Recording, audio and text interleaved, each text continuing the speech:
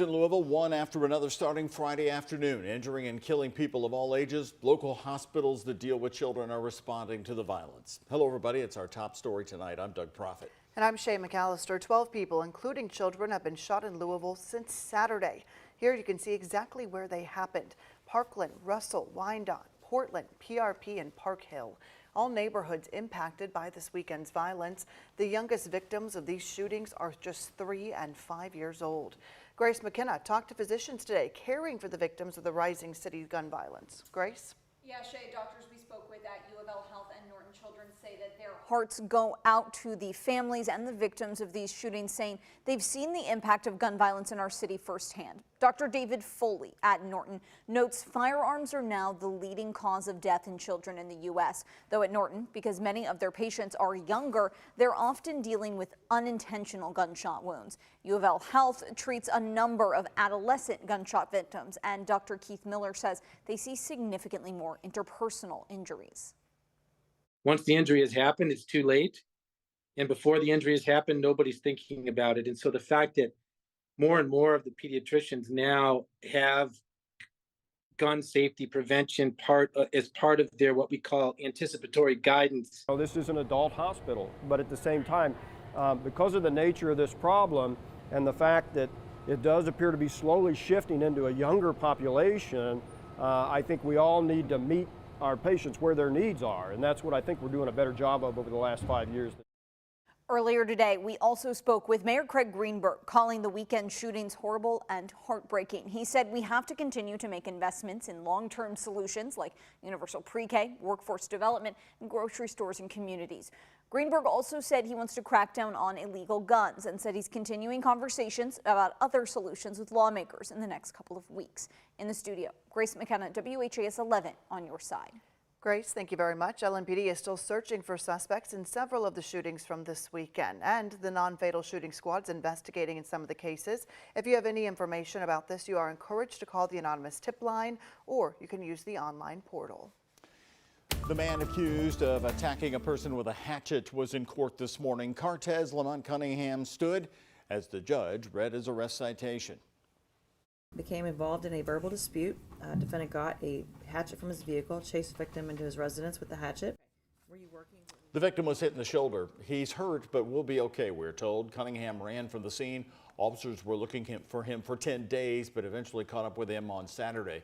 He's charged with assault. Cunningham told the judge that he could afford his own attorney. He is being held on 10% of a $10,000 cash bond. And the escaped inmate who led police on a 48-hour manhunt is expected in court tomorrow. He is still in the hospital with injuries he received while on the run. Police captured 31-year-old Norman Wolf on Saturday morning after 2 days on the run.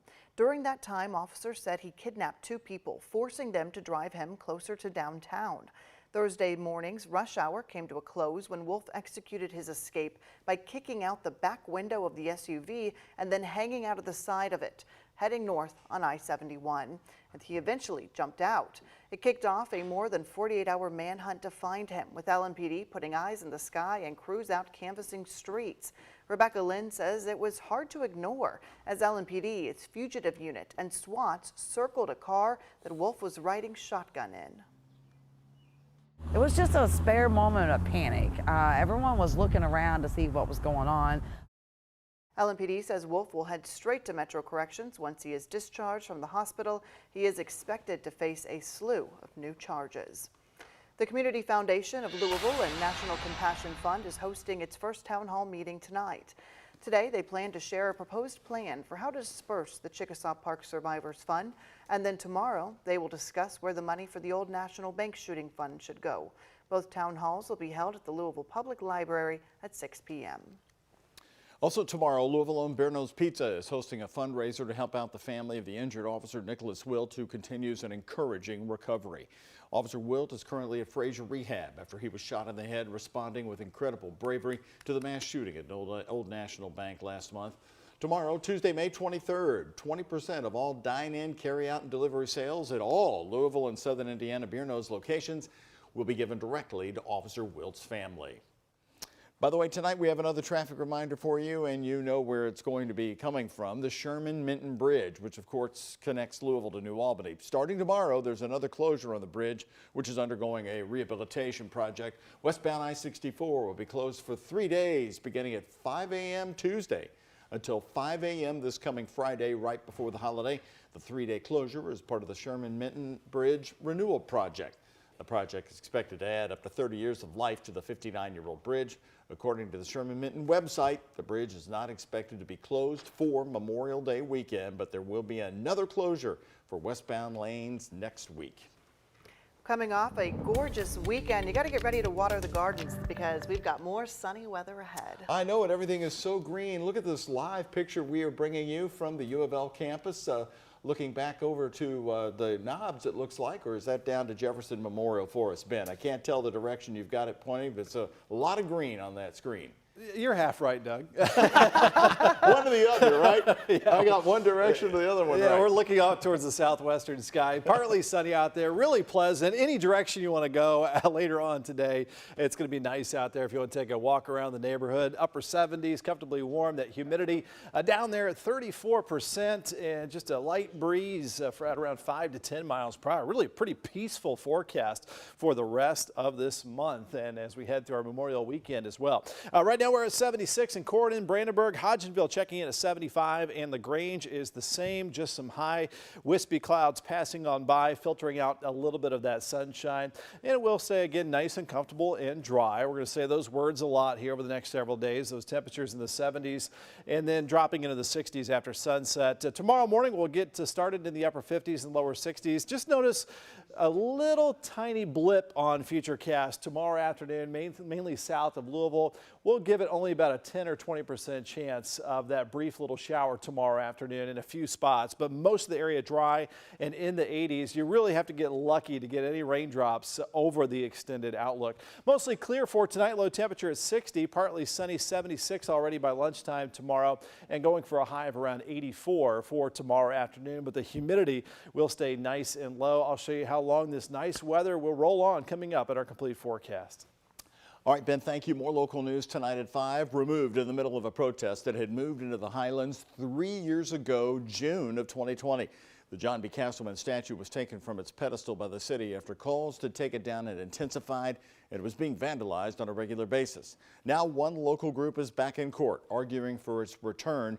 Recently, the Kentucky Supreme Court gave that group a victory, and it leaves the city now with two options. Alexis Jones and photojournalist Jessica Farley covered the hearing in Jefferson Circuit Court today. And Alexis, where do we stand? Any decision yet? No, Doug, no decision. The judge did not come to one today, but soon the city's Landmarks Commission will have to decide whether to put the statue back up or to file another certificate to remove it. A judge granted the commission 10 days to come up with a plan. Friends of Louisville Public Art are asking for Castleman's statue to be reinstalled and for the city to pay for their attorney fees. At his funeral, 12 local black pastors praised him for service to the black community. Attorney Steve Porter says he understands officials need some time to decide if they want to pay or not. But as for the statue, he says there's no question that Castleman should return to Cherokee Triangle. By the Supreme Court ruling, the statue should go back because the decision to remove it has been reversed. My guess is that the city is going to try and do everything they can to just delay and push it around. The statue was removed in June 2020 during the protest over Breonna Taylor's death. But the court decided that former Mayor Greg Fisher improperly ordered that it be removed due to conflict of interest by members of the commission. The city has until June 1st, just a few days from now, to decide. Porter says if officials choose to file a certificate, he hopes they won't be a part of the vote this time around. If they had not been able to vote last time, it would never have been removed. So we would expect and hope and would expect that a fair vote without city employees voting for their boss.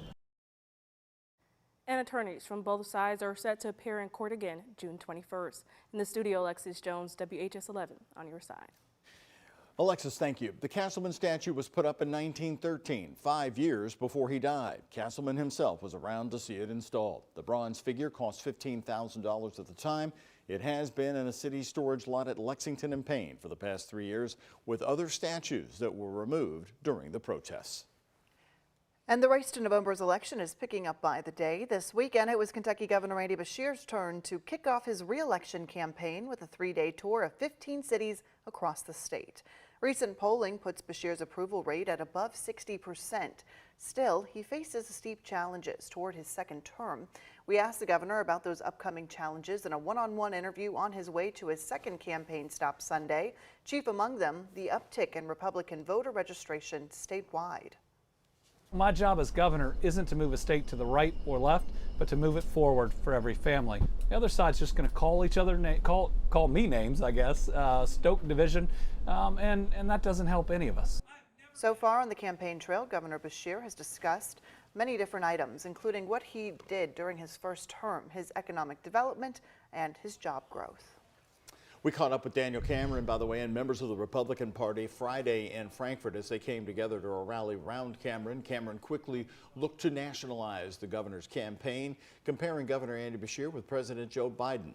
The Democrats comparing Cameron to former Governor Matt Bevin because he didn't challenge Bevin's last-minute controversial pardons. Does your campaign plan to separate yourselves from his name, and if so, how? This is going to be a very clear contrast between Daniel Cameron and Andy Beshear, and here's the contrast. Daniel Cameron is the law and order candidate. Andy Beshear is the catch and release candidate. So is that a yes? You'll contrast yourself from Bevin? I'm definitely going to contrast myself from Andy Beshear, and that is who I'm running against.